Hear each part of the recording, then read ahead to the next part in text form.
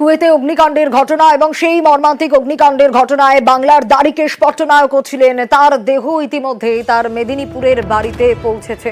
কুয়েতের আগুনে মৃতদেহ দাড়িকেশ পট্টনায়কেরও, তিনিও ছিলেন বাংলার মধ্যে। মোট ৪৫ জন ভারতের, তার মধ্যে বাংলার একজন। তার দেহ ইতিমধ্যেই মেদিনীপুরের বাড়িতে পৌঁছেছে এবং মৃত দাড়িকেশ পট্টনায়ককে শেষ শ্রদ্ধা জানাতে তার বাড়িতেও ভিড় জমান গ্রামের মানুষজন। তারা আসেন শেষবারের জন্য দাড়িকেশ পট্টনায়ককে দেখার জন্য। অত্যন্ত মর্মান্তিক ঘটনা এবং তার দেহ কিন্তু কিছুক্ষণ তার পৈতৃক বাড়িতেও রাখা হয়, সেখানেও পৌঁছয় তার দেহ, যেখানে দাঁতনে তার পৈতৃক বাড়ি, এবং জুনমালিয়া তিনি পৌঁছে যান সেখানে। তারই পাশাপাশি সুজয় হাজরা, সৌমিন খান সহ অন্যান্যরা তারাও পৌঁছে যান। আমরা নজর রাখার চেষ্টা করব এই বিষয়ে, অবশ্যই জানবো।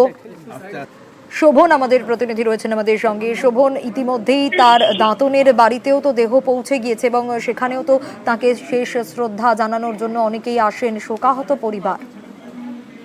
একেবারেই দেখো সোনিয়া, গত বুধবার এই কাণ্ডটি ঘটেছিল কুয়েতের একটি বেসরকারি একটি সংস্থার বহুতলে অগ্নিকাণ্ডে বাংলার একমাত্র শ্রমিক যে দাড়িকেশ পট্টনায়ক, তার মৃত্যু হয় এবং তার মরদেহ আজকেই অর্থাৎ শনিবার সকাল 11:30 নাগাদ মেদিনীপুরে তার বাসভবনে এসে পৌঁছায় এবং সেখানে আসার পরেই কিন্তু মেদিনীপুরে যিনি সাংসদ হয়েছেন নবনির্বাচিত তিনি যান এবং আরো অন্যান্য অনেকেই উপস্থিত হন তার মরদেহে শ্রদ্ধা জানানোর জন্য। এবং যেটা পরিবার সূত্রে জানা গেছে যে এখানে মেদিনীপুরে তার বাড়িতে শ্রদ্ধা জানানোর পর সেই মরদেহ নিয়ে তার গ্রামের বাড়িতে অর্থাৎ দাঁতনে নিয়ে যাওয়া হবে এবং সেখানেই তার শেষকৃত্য সম্পন্ন হবে।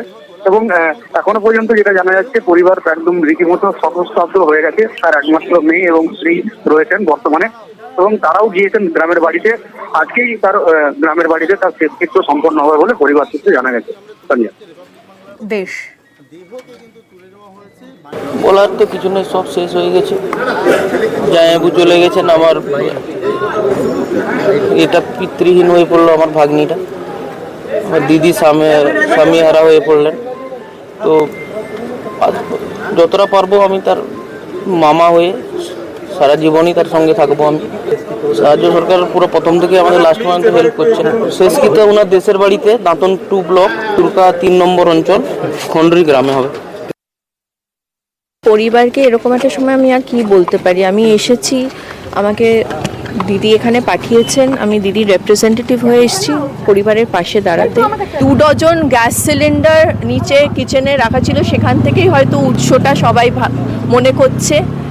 এবং তার সাথে সাথে এই যে ঘরগুলোতে বিভিন্ন কম্পার্টমেন্টস করা হয়েছে তাদেরকে রাখার জন্য, সেই not so fire friendly products দিয়ে, প্লাস্টিক দিয়ে, কাগজ দিয়ে ইত্যাদি দিয়ে যে পার্টিশনস করে রাখা হতো ওয়ার্কার্সদের, ইটস রিয়েলি ভেরি স্যাড। এবং এইটুকুই আমি আশা করব from both the Kuwaiti government and our Indian government, laws আরও স্ট্রিক্ট হতে হবে।